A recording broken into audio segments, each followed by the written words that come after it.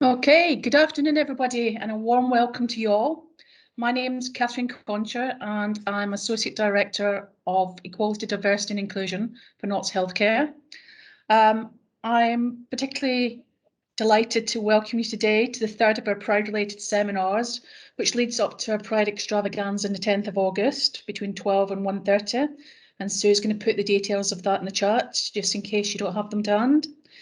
This has been brought together by collaboration from our integrated care system partners. This seminar and the others which have happened in the past will be recorded and put in the ICS website, which Sue will also put in the chat. So if you need a copy of the slides or the recording itself, you'll be able to access that anytime you want to rewatch, share with others, look at your leisure. Please ensure that you've got microphone off and mute unless you're asking a question, and where possible, can you turn your camera off to protect the bandwidth? So without further ado, I am going to introduce you to Selena Kunkuna, who is going to explain who she is and why she's here. But just before that, Selena has said that she'll invite some questions at the end. So if you get any questions, keep them up, write them down, don't forget them, so that we can ask us some really gripping questions right towards the end. So over to you, Selena, and thank you, everybody. Thank you, Catherine. And just to add as well, if you wanted to add questions in the chat box in case you were conscious of not remembering your question, you can do that as we go along.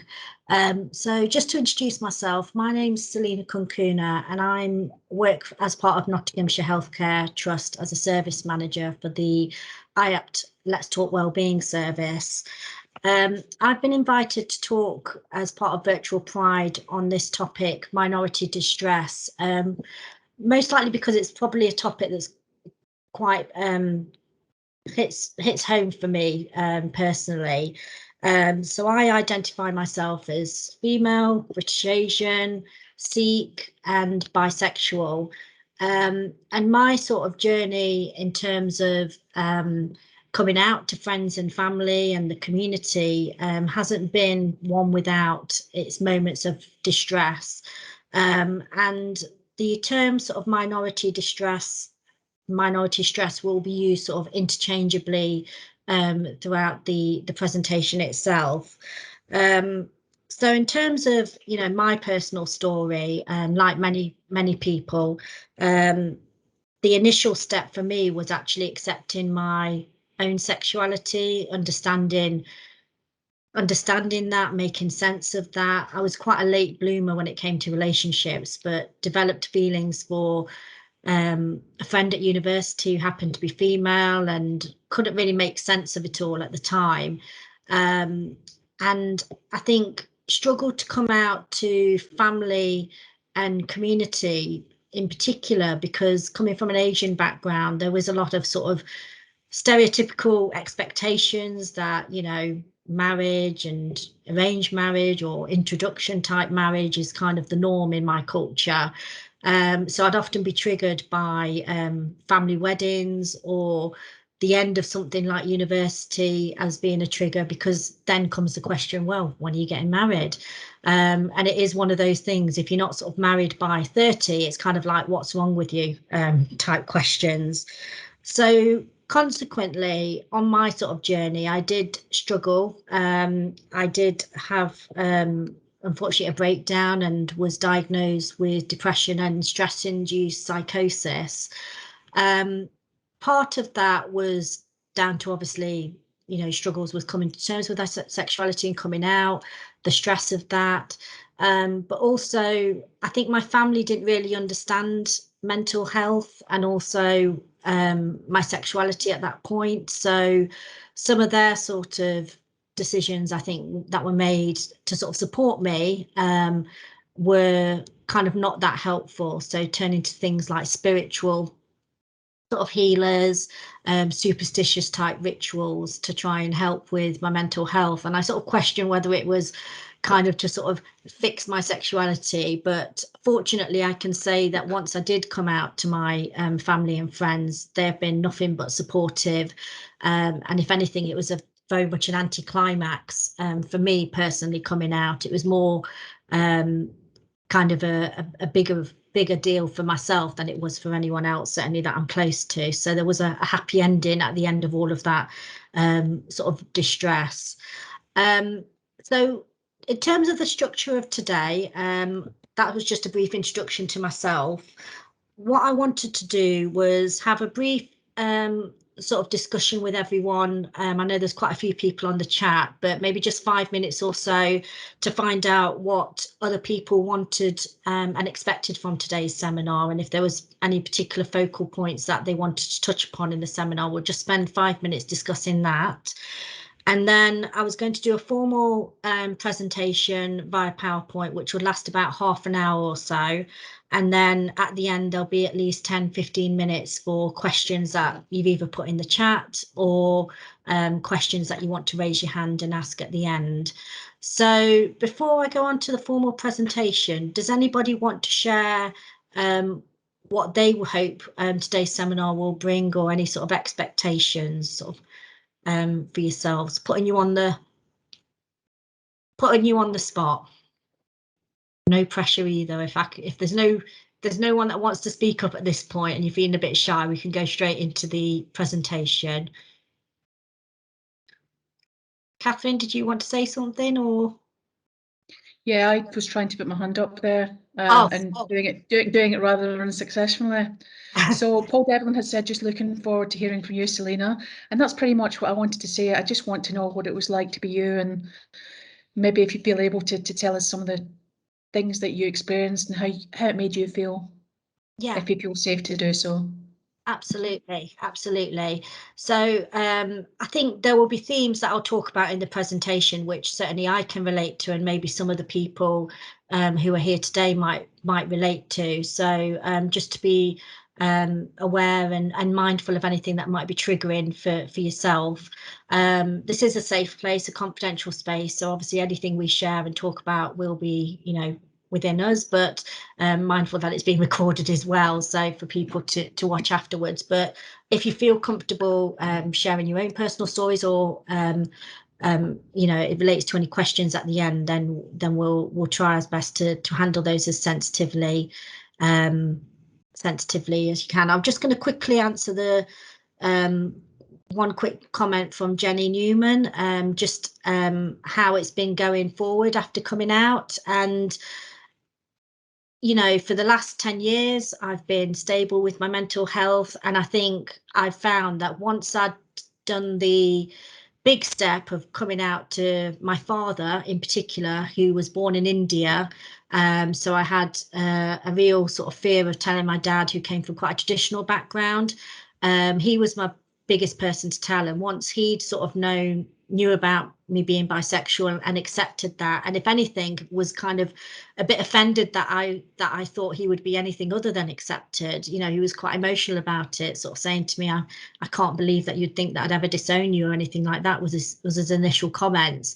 My journey has been really positive. I felt empowered from that, and for me personally, having the support of my mum and dad and the people I'm most closest to is enough for me. I don't really worry too much about other people's judgments or comments from the community if they are negative.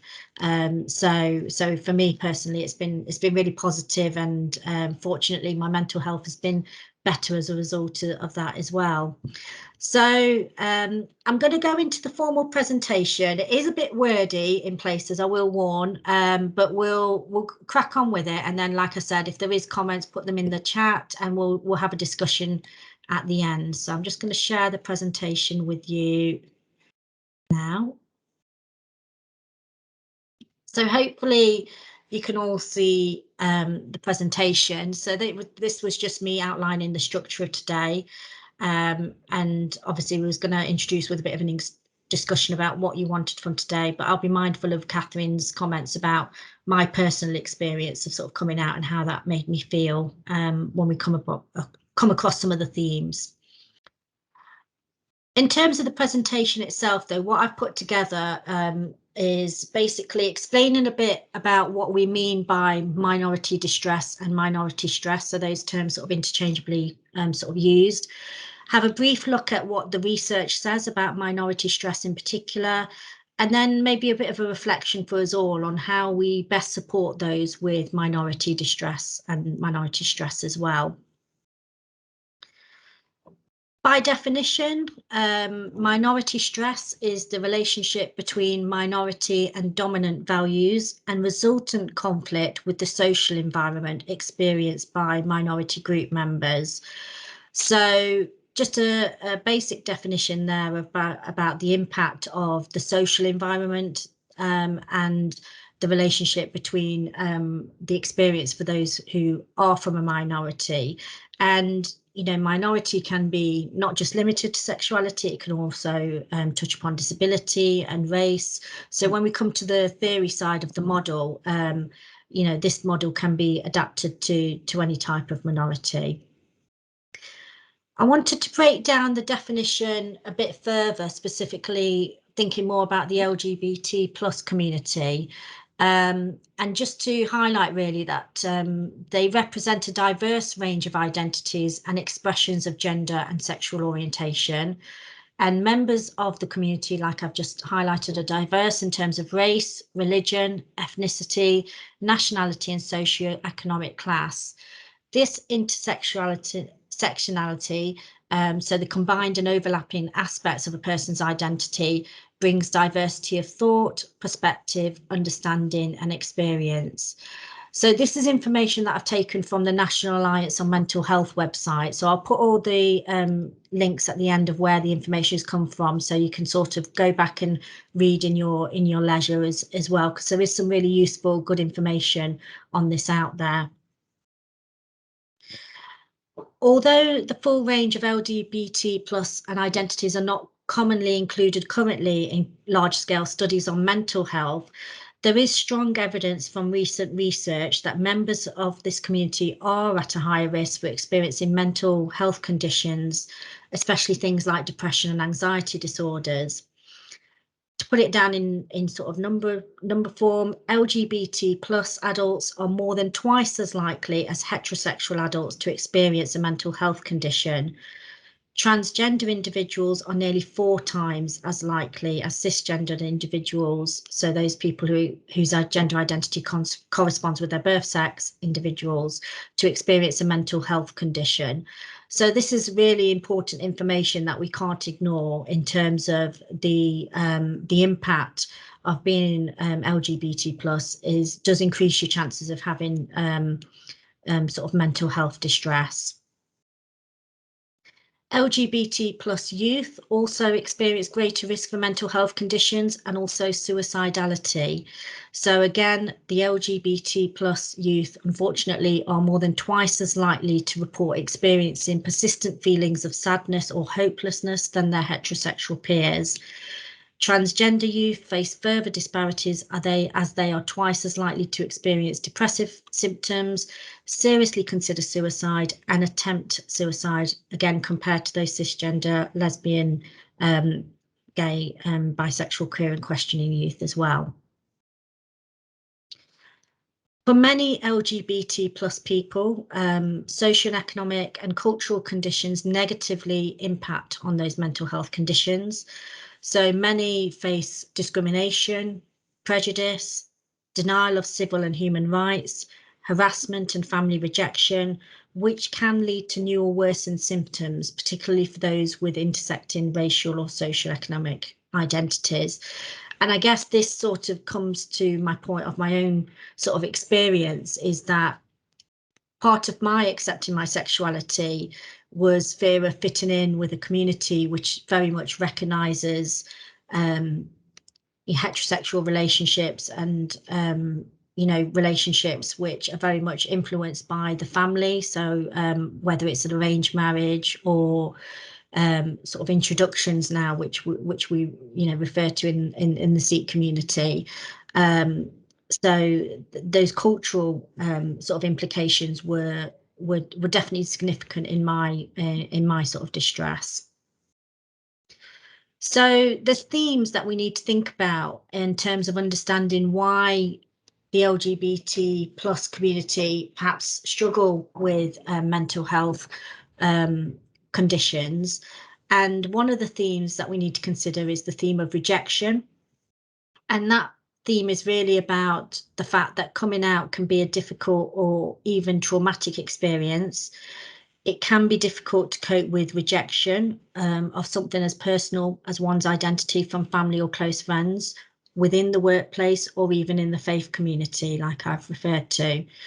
And according to a 2013 survey in the USA, 40% of the LGBT plus adults have experienced rejection from a family member or a close friend. In 2019, a school climate survey, again in the US, showed that 86% of LGBT plus youth reported being harassed or assaulted at school, which again, as you would expect, would significantly impact on their mental health. In turn, another theme that we need to consider is the impact of trauma. So homophobia, biphobia, transphobia, bullying and feeling identity-based shame is often traumatic for people. The LGBT plus community faces many forms of discrimination, including labelling, stereotyping, denial of opportunities or access, and verbal, mental and physical abuse. They're one of the most targeted communities by perpetrators of hate crimes in this country. And again, such discrimination can contribute to a significantly heightened risk for PTSD among individuals in the LGBT plus community. Another theme that we need to consider is substance use.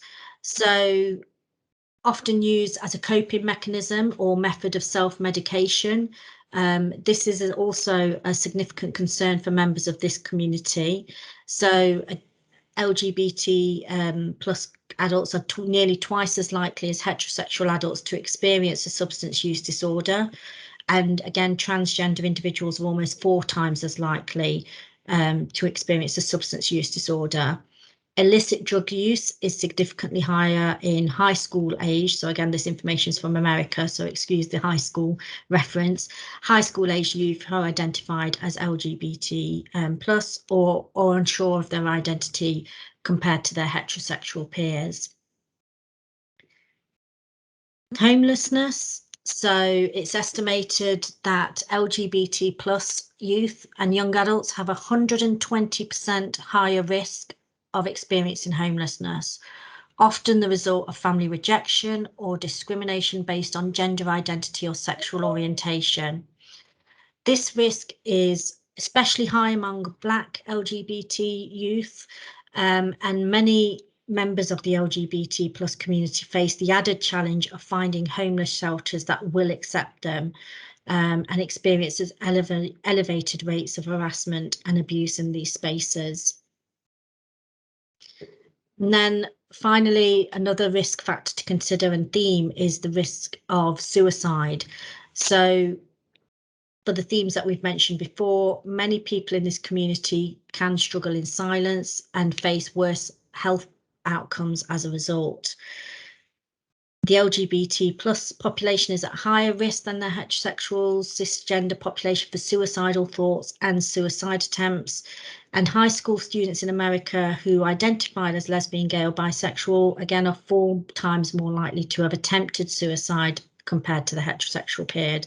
So there's a theme coming in terms of the risk factors. And 40% of transgender adults have attempted suicide, compared to less than 5% of the general US population. So having talked about why minority distress sort of affects the LGBT plus community, I wanted to just briefly talk about, from a sort of theory point of view, how this links with a model that was created by someone called Mayer in 2003.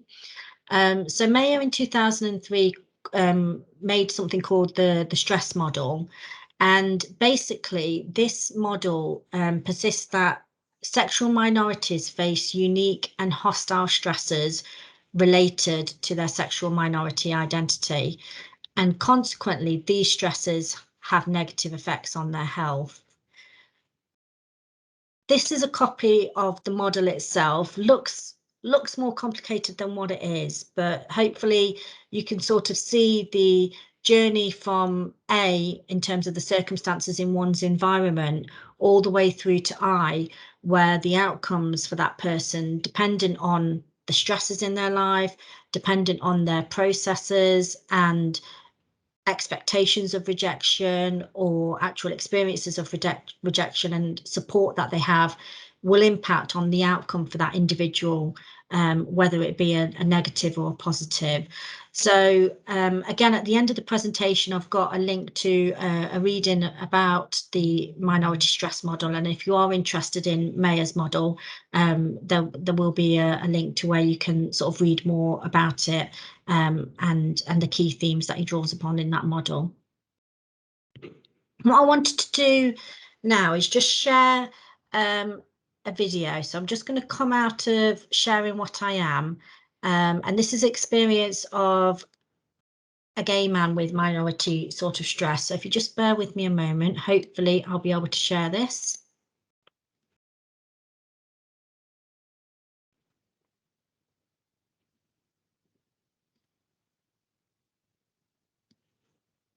And it's just about 4.5 minutes long. So if you just want to watch this.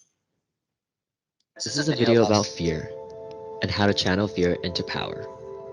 Gay, adjective, being happy. Walking down Castro Street, seeing men kissing each other, rainbows everywhere, you thought this is love. You thought this is home. But not for long. Because all of a sudden, your gayness doesn't make you special anymore. It is your appearance, it is your race, it is whether you have six packs or biceps. That's when love becomes insecurity. That's when love becomes depression.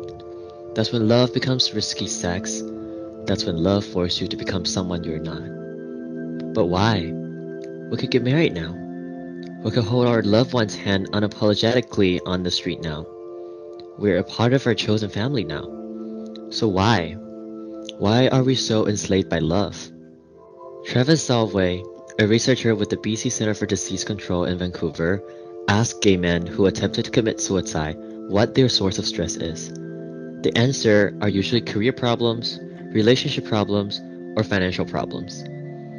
No one really mentioned anything that has to do with sexuality, and yet it is exactly the fact that they don't recognize the role sexuality plays in their self-identity that makes it so dangerous. And this is what the psychologists call minority stress. Minority stress says that being in the minority group requires extra effort to prove yourself and defend your identity. This happens when you're worried that you're not as good as others just because you're gay.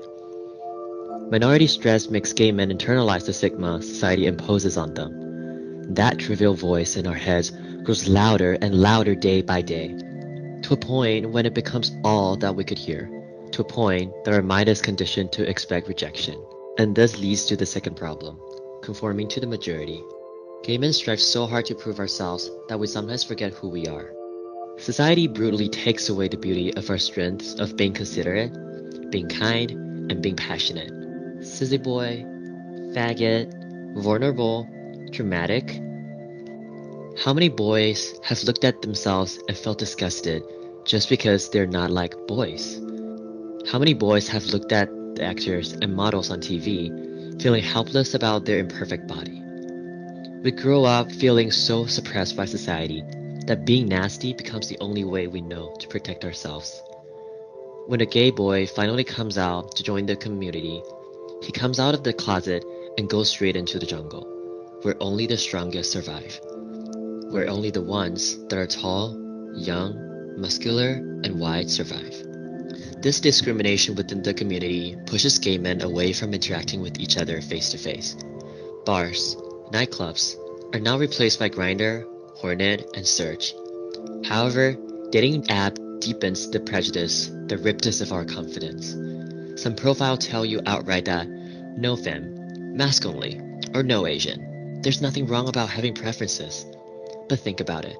How much of your choice is decided by society and not you? And how much are your choices hurting the community that you care deeply about? And think about how much it is hurting yourself.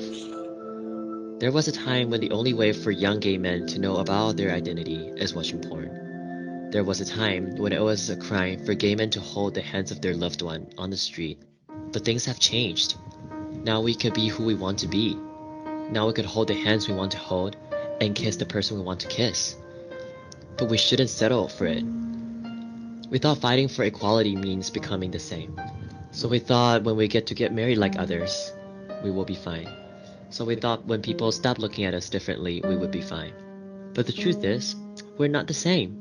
And that's what makes us special. That's what makes us vulnerable, yet resilient.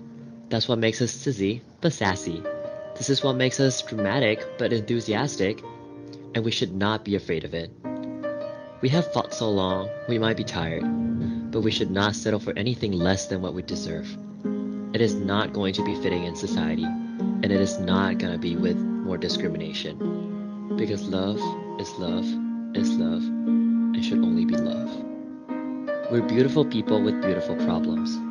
It is time that we find ourselves again. It is time for us to fight along with each other, because each and every one of us matter. Gay, adjective, being happy. This is a video about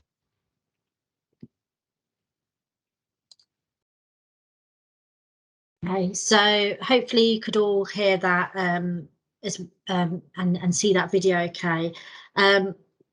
Yeah, Catherine, I agree, really powerful video there, but interestingly, where he questions about who decides what is kind of accepted within within even the community itself.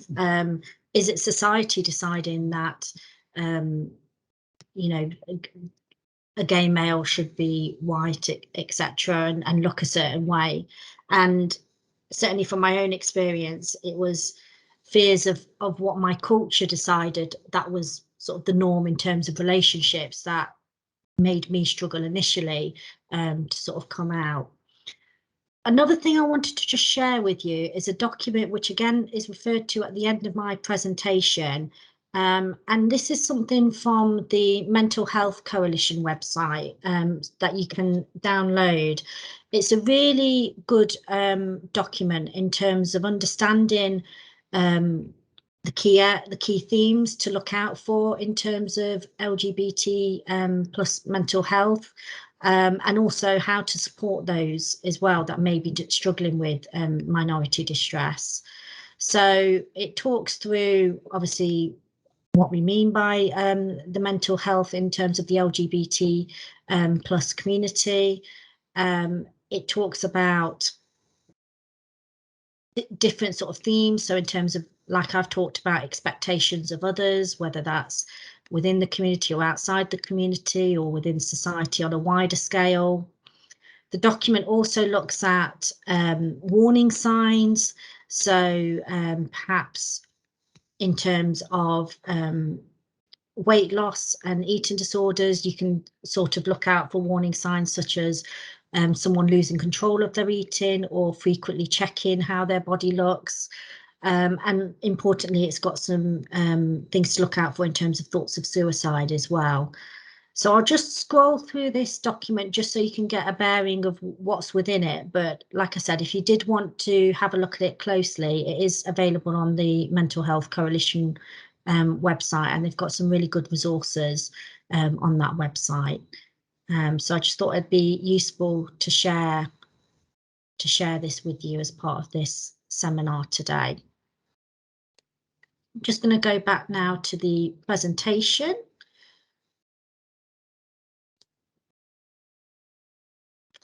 So I wanted to just think about how we as clinicians, as colleagues, as friends and family can support those who maybe are experiencing minority stress. And that you might already start to be thinking about this yourself. But some of the things I think are important are about listening to those individuals, but also offering validation to those people, validating their emotions, validating their experiences. Also, I think it's important to have an awareness of those risk factors and triggers, in particular for those who may be at risk of homelessness or suicide. when coming out to family members, that risk of rejection is something that we as clinicians should be mindful of in particular. We also need to think about interventions and making sure that people are supported by professionals in the appropriate way. So obviously, whether that be through the GP, through crisis teams, community mental health teams, or therapy services, we need to make sure that all of those mental health services are aware and educated on the minority distress issues. As part of the community, I think it's important for us to share our own experiences with each other and be visible, to make it perhaps not just easier for those to come out, but just to support one another in their own individual journey. Just because my journey of coming out was one way doesn't mean that it would be the same for the next person. So that's where it comes back to listening to that individual's experience and offering them individual validation. And I think finally, I just wanted to say there is an importance of sort of working within the communities, LGBT plus communities, but also maybe faith communities, working with systemically with families as well, I think is important when we're thinking about supporting those with minority stress. To summarise then, minority distress is a real issue. And there is evidence that the LGBT plus community are twice as likely to suffer with their mental health.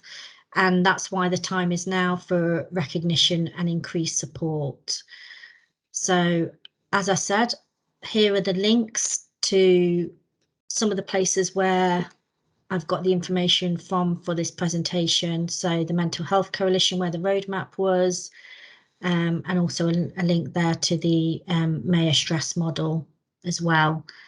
So just going to come out now of the presentation, and I don't know if anybody wanted to sort of share their thoughts or reflections on what some of the things I've talked about in that presentation, and also if anyone had any questions, then feel free to come on camera and ask away.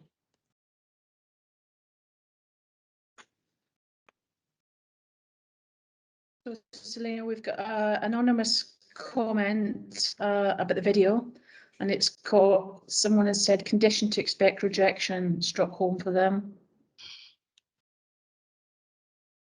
Yeah, so I mean, it can be relatable in terms of for people who haven't yet come out. We are sort of living in a society where sometimes it's always seen as a negative, and the less we promote actually these positive experiences of coming out, the more we reinforce this idea that people are to expect rejection. So, like I said, fortunately for me, it was a positive experience of coming out, and the more we share the positive, it hopefully will reduce the expectation of rejection. But we do know that many people in the community do face rejection.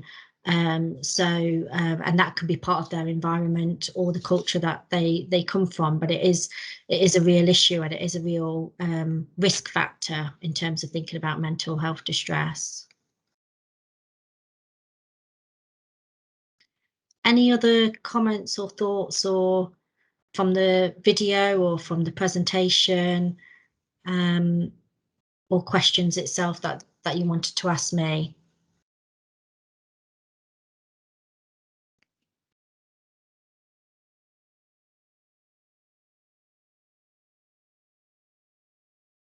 Everyone's being very shy.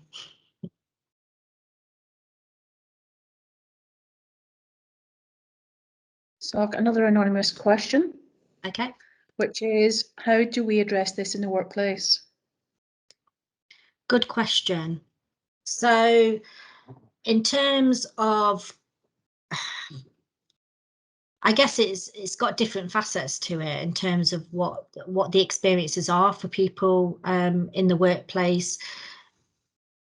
Everyone's different in terms of whether they want to be visible and openly declaring their sexuality, not that there is any expectation or need to in the workplace, but how we support that is through being visible, I think, is through having events like this and sharing the experience that it's okay to be who you are and that is accepted. If there are experiences with that not being accepted by either colleagues or derogatory comments being made, then we need to address those. We need to know about those incidents. But I think in terms of tackling it in the workplace, I think as allies and as part of the community, we need to support one another, be visible, and share our positive experiences and make sure that we promote an environment which is accepting of all, no matter what background or sexuality you come from.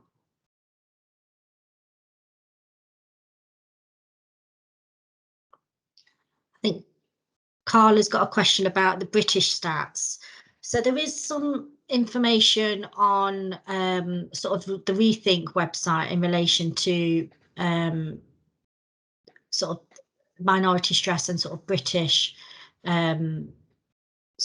mental health distress. There isn't much out there, so apologies that a lot of the information I've got is from American resources. But I think it's an area for growth. I think there is research that can be done on this in terms of in our own country. So, Catherine, have you got something to put on the screen? So here's some I prepared earlier. Thank you. Because we did this at our board development session last year. So what it picks up is that it talks about different levels. Excuse me, there's some bits relevant, some not. But it talks about 52% of LGBT people say they've experienced depression in the last year. It rises to 68% of 18 to 24-year-olds, and 64% of people from low income groups, and 62% from BME LGBT people. 1 in 6 LGBT people say they've drunk alcohol almost every day in the last year. And that has been mirrored in the survey that we have done every year when we've had Pride. Suicide attempts, again, 13%, aged 18 to 24 say they've attempted to take their own life, compared to 1% of heterosexual, so 13 times more likely. More than 2 in 5, which is about 45% of trans young people, and 1 in 5 LGBT young people have attempted to take their own life, compared to 13% of girls and 5% of boys aged 16 to 24 in the general population. Females and non-binary LGBT and young people are more likely to attempt suicide than LGBT boys. And nearly half of disabled LGBT young people have tried to take their own life. And interestingly, young people who receive school meals who are LGBT are more likely than those who have attempted to take their own life, 40% compared to 25%. A little bit more. Almost half of trans people and 31% of LGBT people have thought about taking their own life in the last year, compared to 5% of heterosexual people. And then there's more interesting about bullying and harassment, which people will be able to see when if they replay the video. Female and non-binary LGBT young people are more likely to have suicidal ideation than LGBT boys. Again, the stats about young disabled people being far higher, 87%. And BME young people, again, having 13% higher suicidal ideation than white. And then we've got someone self-harm, but non-binary, 41% of non-binary people say they've harmed themselves in the last year, compared to 20% of the LGBT people. And more than 4 in 5 trans young people, and 3 in 5 LGBT young people self-harmed.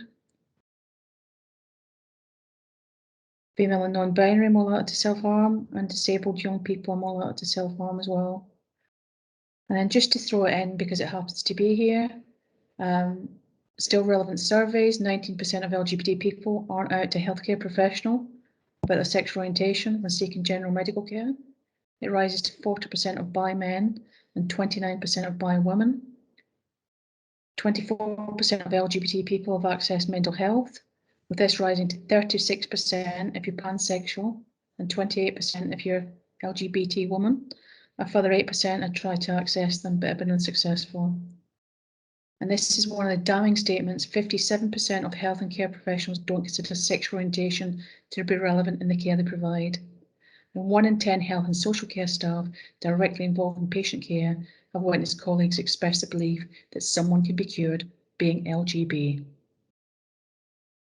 Really worrying, those last figures in particular. And I think we've got a couple of questions now. So I'll come to, I think Dominic Ferguson put his hand up first. If you want to come on, Dominic. Yeah, hi. Well, I mean, those statistics are really quite stunning, and I can't help thinking that if there was sort of something else that was causing that much misery and risk of death, frankly, that something more sort of concrete would be done. I'm sort of thinking perhaps of allies being put on something like the mental health first aider course or something like that, where people, I mean, you know, I'm not sort of massively well equipped to sort of totally empathize with you know, LG, what have you, but you know, I do sympathise with people who are at risk of suicide and generally not being mentally in the best of places. So, you know, perhaps not for me, although I wouldn't mind putting my name forward, but being trained to be an ally rather than just say I'm an ally. You know, something sort of more substantially being done at our organisational level than is being done. You know, I'd be interested in your thoughts really on whether that would be a thing or whether it's okay the way we do it at the moment. I think it's an interesting point. I'll let Catherine come in and answer from a Notts Healthcare Trust point of view. But I think it's not just being an ally, like you said, but actually what does that being an ally actually mean, and why is being an ally so important without knowing the figures and the impact that this, what this community can struggle with in terms of the mental health, and not being aware of those triggers, etc., make it very difficult to understand and empathise. So I think something like training on this would really help allies understand actually why it's important and what it means to be an ally. Catherine, did you have something to add? Only because you said that Catherine will respond. So what I was going to say is that there's various things happening in the different organisations that make up the ICS partners, but there's also some stuff happening collectively. So if I just pick the example of, if I pick Nottinghamshire County Council, they've got a Proud Allies course, which I would expect pick some of these bits and pieces. Within Notts Healthcare, we are about to launch some training on hate crimes, hate incidents, and that includes some information that we're having specific modules on race, on LGBT, disability, these sorts of things. But interesting fact is that in 2019, I believe it was, Nottingham Clinical Commissioning Group, as it was known then, commissioned a report into the LGBT health needs of people in Nottingham City. So they're taking that forward, and as part of one of the integrated care system work streams, we have a group which is focusing on gender identity and sexual orientation. So that's one of the things that we're going to be pushing. So that's a really good question, Dominic. And I think it's something that, as you said, there's more we're doing a lot, but there's a lot more we can do. Definitely. So thank you for that. Come ask, is it Uta? It's got a hand up. Yeah, it's Uta, yeah. One thing was, there was something on the slide that you just took down again, so I can't really quote it now. But there was something about, I mean, two things that really did strike me. I suppose one is that, and that's the, I'm wondering, I can't see it anymore, if there was something about people who are transgender or LGBT not stating it to a clinician. Was that statistic sort of for GPs or physical health? I haven't got it in front of me anymore. You've stopped sharing, so I'm not quite sure where that is. But because I think to some degree, I think it was the last slide. Yeah, they aren't out, and I think, yeah, I mean, that was one thing where I felt like if someone, that doesn't feel it is relevant, and doesn't want to share that and doesn't see that as the, one of their key. Yeah, I mean, I think in a way that is okay, isn't it? If they don't want to identify, or they think they're okay with themselves, but I think and then on the other hand, it might create a problem, because in physical health it might not be such an issue, but in mental health, I think it's much more important to have awareness of that as a risk factor, if you like. So it's a bit of a double-edged sword. On one hand, fair enough if people think that isn't something they need to identify or they think about when they talk to a professional. But for us, it's clearly from the statistics you sort of quoted in the facts, it's clearly a contributing factor to mental health, like other stresses in life, identity, and all sorts of layers of mental health. So anyway, so it's just a bit of reflection, really. Yeah. Yeah, I guess it's an interesting one, isn't it? Because it really depends. Are people not disclosing their sexuality because they don't feel they have to and it's not relevant, or is it because they feel they fear discrimination if they disclose? And I guess that's not sort of reflected in the stat as it is. Catherine? So when you look at the full report, what it makes clear is that these are people who believe that should be open and known by healthcare professionals. They don't feel safe enough to do so because they feel that they may be rejected of treatment. Yeah, right. So one of the key issues is that it's exactly as you said, Uta, it's about people being given a choice. But unfortunately, many clinicians across the UK and beyond don't even think that sexual orientation is a key indicator, which means that when you come in to have healthcare treatment, sometimes you can't share that part about yourself. So we all know the examples that were talked about at previous seminars about the community healthcare nurse that goes into house, and the elderly person who's perhaps lost a lifelong partner has to de-gay the house. And that's not about taking rainbow flags and stuff down. It may be something simple as a photograph of when they and their partner get married. And it's that terrible fear that you will not get fair and equitable treatment and that people won't consider it. Yeah. Because as we know, people who identify as LGBT plus face anxiety and depression much higher than the main population, which is the whole point of Selena's conversation. But then what also happens is that they can't share that and can't use it as a contributory factor. So it's not the being LGBT that is the mental health issue, it's how society treats you and how you're made to feel. But also That's like why it's for so our staff, important. it seems more important in mental health services to be aware of that topic clearly, if it is such a risk factor. But So at least also, if your exposure. partner's accompanying you to an appointment, or Yeah. you go into hospital, and they say, "Well, can you bring your wife in?" Well, I can't quite tell you it's my husband or my lifetime partner. It's that sort of thing. But good question, Yuta. Thank you. Got Robert Naylor. Yeah, hiya. Just firstly, Selena, brilliant presentation. Thank you. Really, really informative and really passionate about what you've spoken about. So thank you for that. And I didn't want to be that person that put the hand up and then put the hand straight back down again. But I was going to say some of the things you've just said, Catherine. And I think it's that bit around. Particularly at the minute, if you think in the COVID world, if a patient goes in to give birth, for instance, there's really tight restrictions around who can attend. So that that person that's giving birth then has to declare and come out potentially to have their partner there if it is only partners that are allowed, and that it's those bits that I think where it does impact, because then that puts that additional kind of strain onto people. And children going into hospital, for instance, and same-sex couple parents who might struggle with some of that. So yeah, that's what I was going to say, but you said it far more eloquently than I could have, Catherine.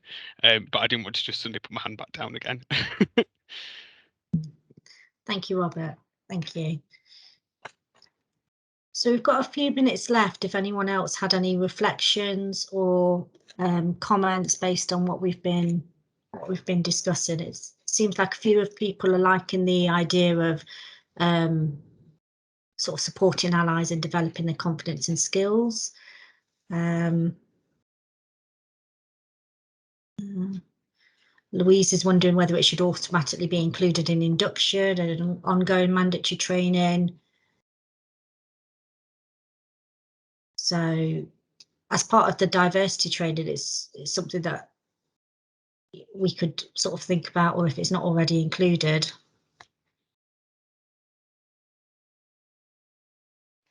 So yeah, when we go back to the face-to-face induction, it is included in there, but unfortunately because of COVID, it's not been, so we'll make sure that we pick that up as well. But we'll also pick up these comments with other colleagues and other partner organisations, because it's not just Knots Healthcare and the CCG and NUH who are on this, but yeah. So thank you. Okay.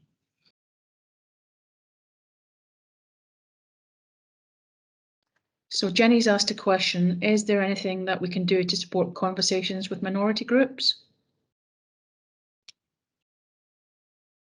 I think it's about engaging with those communities. I've got to say, from my Asian background, I've got to say there isn't, locally in Nottingham, should I say, there isn't much from a BAME perspective in terms of LGBT plus support that I'm aware of. Nationally, there is a lot out there and on Twitter, and it's about engaging with those organisations that are doing some really good work to reduce stigma and to increase visibility, etc. I think it's about having conversations with anyone that we come into contact with, and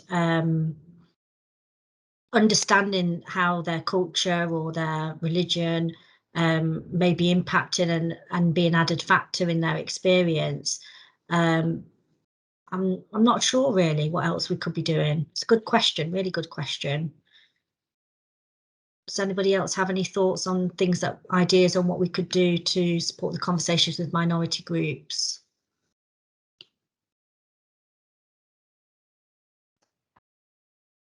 So what I was writing into the chat was that if anybody'd like to look at the website for Nottinghamshire's Rainbow Heritage, there is, I think there's about 3 different groups mentioned there. There is Sanctuary, who predominantly work with asylum seekers and refugees, who identify as LGBT+. And there's also a group which particularly supports women who are asylum seekers and refugees. I believe it's based in Sherwood, but I can't remember the name off the top of my head. There's also a group, and Robbie may be aware of it, he may not, Robbie who was on before. There's also a group which works with the LGBT+ network, and it is purely for people of colour who identify as LGBT, but it's more of a support group, so it is only specifically for people of colour, as opposed to anybody can join in and consult and engage. But maybe Robbie's got some views because he's done a lot of work in this area. Anything, Robbie? So I'm not sure about the group specifically for people of colour. I know that Age UK have done some support groups for older people, called, got the word silver in it, and again it's gone out of my head. I'll have to have a look, and I can share it Silver around. Pride? It could be, that might be it, Catherine. But again, I'm assuming here that because of COVID, that may have kind of been put on the back burner. But I know that various of the Age UK pubs in and around Nottingham City in particular have been doing that. So there is that bit as well. And I suppose just thinking right across the trust, there is NGY MySpace, as well that is within Nottingham City Centre that supports young people that are not just LGBT, but generally, but they do have an LGBT specific evening, again, because of COVID. You know, we all know that things have stopped at the minute, but that's another really good resource for young people in particular. And there is a similar service in Bassett Law in Worksop as well that support LGBT young people. So there is a fair bit about. That's good to know. And I think for me personally, obviously my coming out journey was going 10, 15 years ago now, and it's probably moved on leaps and bounds in that time alone. And I think what I've reached out to from a personal point of view are sort of Sikh, sort of LGBT sort of communities on a sort of national scale. They've got some good resources. So there's one called Sarbat Sikhs, which supports people who are Sikh and LGBT plus as well. So, but I think this is useful to share what's available locally for when we're working with clients or have friends or family or colleagues that we know might need support. And I guess it's about one, knowing about those support groups, but also maybe speaking to those groups as well. Yeah, Paul Devlin's put about the opening doors for over 50s, which is good. That's brilliant, brilliant. So we've got just checked, and it is Silver Pride in Nottingham. So if you just Google Silver Pride Nottingham, that's for over 50s who identifies LGBT plus. Brilliant. But a really good resource is to go to the Nottinghamshire's Rainbow Heritage website. I'll put that in the chat in a second, because it's got a listing of all the different groups that people can access. And one of the things that we're looking at possibly doing again is several years ago, Giles Matzel from NUH and I developed a booklet called In the Pink, along with our CCG colleagues. So we might make that available again electronically if we can find the time to do that. So thanks, Leah. Brilliant, brilliant. So we've got a couple of minutes left if anyone's got any remaining thoughts or questions or reflections, or I'll pass over to Catherine to close for today. So a comment here for Rebecca about working with young people in CAMS. It's a really good question, Rebecca. So it sounds like there are sort of generic groups for low mood and anxiety using CBT, but they don't address obviously the minority distress. I'm a CBT therapist myself, and I think it comes down to, if doing one-to-one work, your formulation of that individual and taking into account those social stresses and social factors when formulating actually what's going on for that client. But from a service perspective, I think it's something I have to give some thought to and maybe come back to you.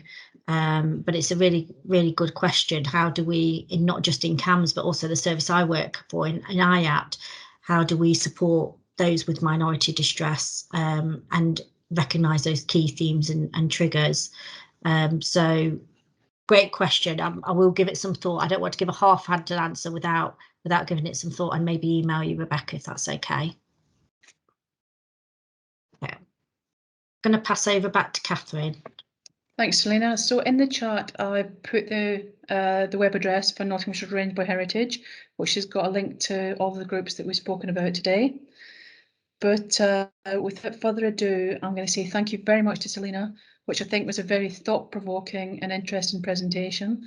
Some of the videos and some of your experience that you shared were really powerful, and I really want to thank you for doing that, because it's not easy to get up there in front of nearly 50 people to talk about you and to share your life experiences as well as your professional experiences. So thank you very much, and we'll see you on Tuesday the 10th of August between 12 and 1:30 for our Pride Extravaganza. So don't forget to be there, because that's where we'll be.